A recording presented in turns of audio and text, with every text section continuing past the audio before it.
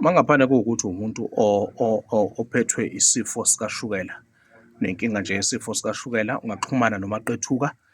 Ikhona imbiza iyatholakala, it's in a powder form. So wena okwakho into oyenzayo, uthola le mbiza, ukha nje just 1 teaspoon, ufake emanzini angangecup, uphuze ekuseni, uphuze ntambama.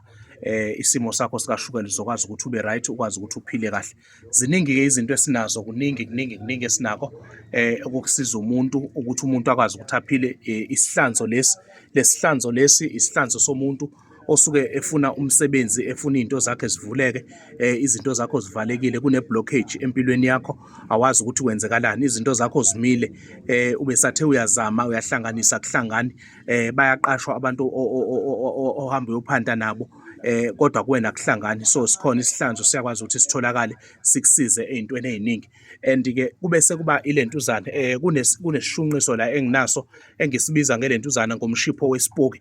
Uma kuwukuthi uhlushwa ispoki ekhaya, kunento enicindezelayo, kunento enihluphayo, niyayishunqisa lento bese nivala umnyango, nivala amawindi, nivale yonke indawo. Then lento le izokwazi ukuthi ixoshe leso spoki leso, siphume sihambe ekhaya.